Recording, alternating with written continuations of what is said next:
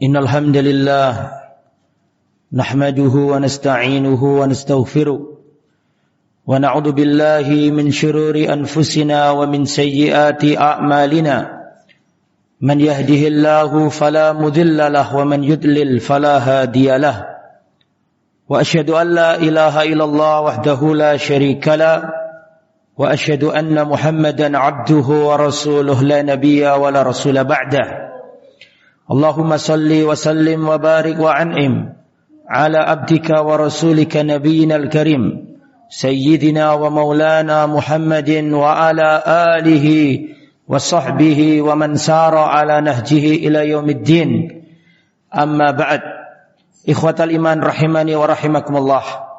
Alhamdulillah, segala puji hanya milik Allah yang menggerakkan langkah kaki kita, memperingan perjalanan kita, sehingga di siang hari ini kita bisa bernaung di salah satu rumah di antara rumah-rumah Allah. Mudah-mudahan kita termasuk yang disabdakan Rasulullah, sab'atun yudhilluhumullah fi dhillihi yawma la dhilla illa dhillu. Ada 7 golongan yang diberi naungan pada hari di saat tidak ada naungan lagi kecuali naungannya Allah.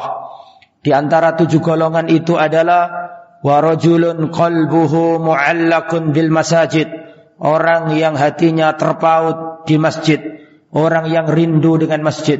Mudah-mudahan kita termasuk di dalamnya. Saudaraku kaum muslimin yang dirahmati oleh Allah, Allah Subhanahu wa taala berfirman, "Yauma la yanfa'u malun wala banun illa man atallaha biqalbin salim." Pada hari itu, pada hari kiamat, ketika tidak bermanfaat lagi harta yang banyak dan tidak bermanfaat pula anak keturunan, illa, kecuali man atallaha biqalbin salim, kecuali orang yang datang kepada Allah dengan membawa hati yang selamat. Hati yang selamat inilah bekal kita menghadap Allah. Dan iblis lebih paham ayat ini daripada kita.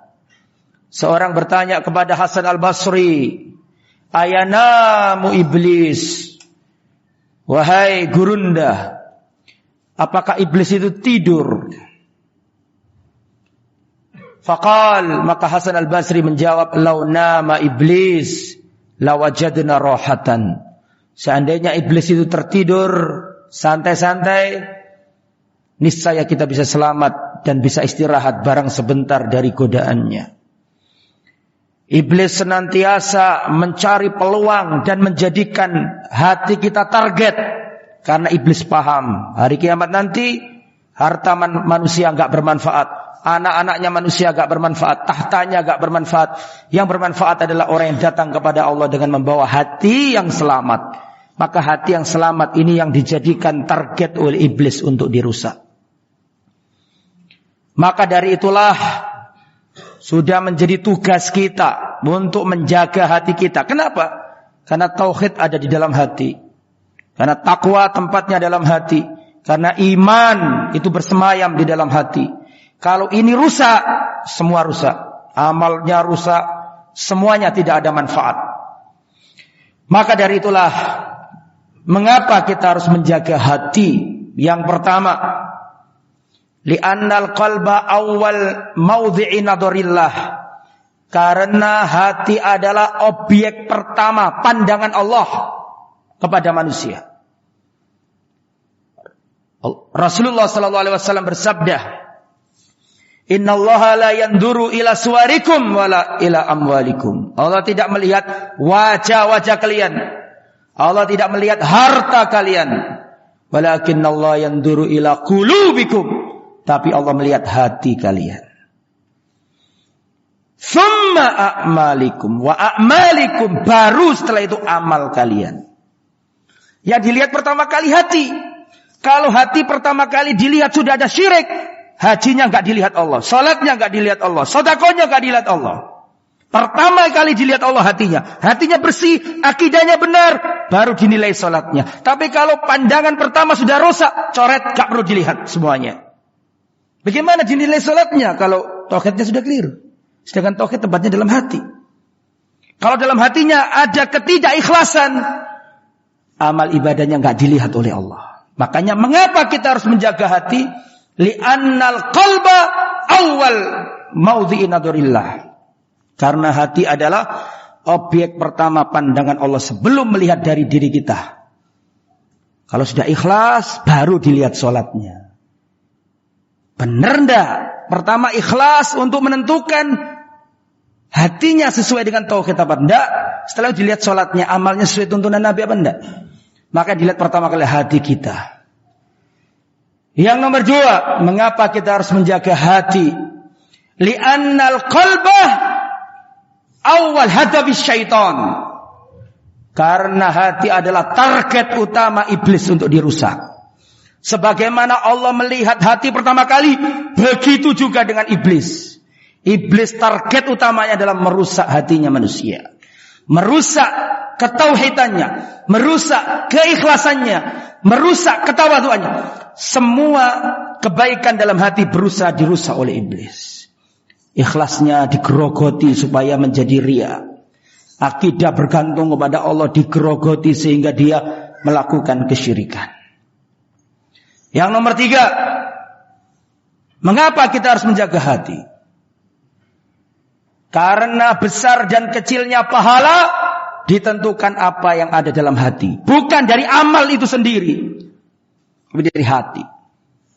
Al-Imam Ibnul Mubarak rahimahullah mengatakan, rubba amalin sahirin tu'azzimuhun niyah, wa rubba amalin kabirin tusahhiruhun niyah. Bisa jadi amalan itu kecil di mata manusia, tapi besar di mata Allah karena niat pelakunya. Dan bisa jadi amalan itu besar di mata manusia, tapi kecil di mata Allah karena niat pelakunya. Bukankah kita pernah mendengar sabda Rasulullah, la tasubbu ashabi, jangan kalian mencela para sahabatku. Fawalladhi nafsi biyadihi, lau anfaqa ahadukum mithla uhudin dhahaba, ma balagha mudda ahadihim wala nasifa. Jangan kalian mencela para sahabatku. Wallahi, seandainya kalian berinfak emas sebesar gunung Uhud, kalian tak akan mampu menjumpai atau mendapati atau menyamai pahala 1 mud atau setengah mud sedekahnya para sahabat. Dan mud itu nggak mungkin emas, gandum, bismis, tepung. Rasul memberikan komparasi yang sangat jomplang. Seandainya kalian berinfak sebesar gunung Uhud emas, tak akan mampu mengalahkan pahala 1 mud atau setengah mud gandumnya sahabat Nabi. Mengapa? Karena hati kita nggak sama dengan hatinya para sahabat.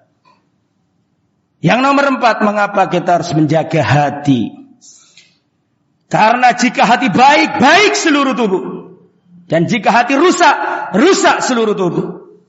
Ala inna fil jasadi mudghah, idza salahat salahal jasadu kullu, wa idza fasada fasadal jasadu kullu. Ingatlah, sungguhnya dalam diri kalian ada segumpal daging. Jika itu baik, baik seluruh tubuhmu. Jika itu rusak, rusak seluruh tubuhmu. Jika hatimu baik, matamu akan melihat yang baik. Jika hatimu baik, lisanmu akan bertutur yang baik.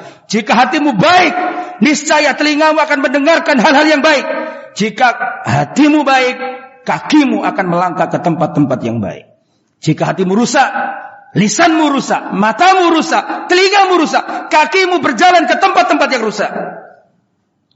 Maka kita harus menjaga hati.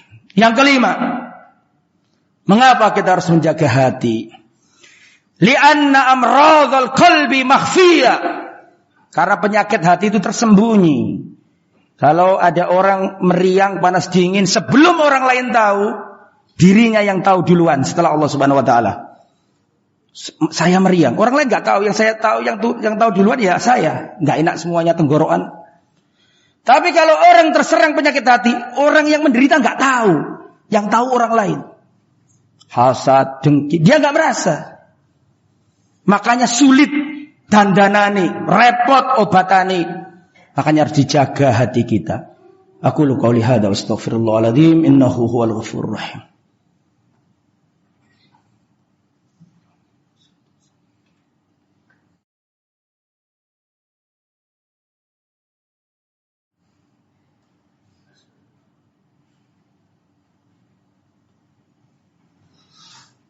Alhamdulillah wassalatu wassalamu ala Rasulillah wa ala alihi wa sahbihi wa la haula wa la quwwata illa billah amma ba'd.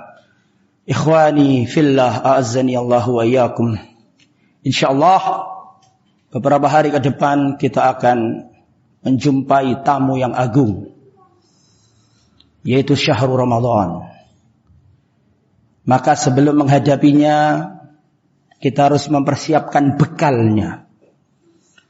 Bekal yang pertama adalah kita harus mengilmui bulan Ramadan.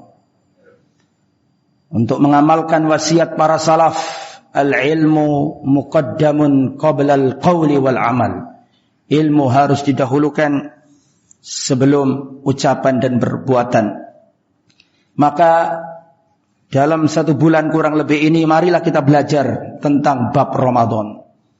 Bagaimana tata cara puasa yang benar, bagaimana tata cara sholat malam yang benar, apa saja yang membatalkan puasa, syaratnya bagaimana, apa saja keutamaan bulan Ramadan. Mari kita pelajari sungguh-sungguh untuk menyambut bulan Ramadan. Yang kedua, kita harus berdoa.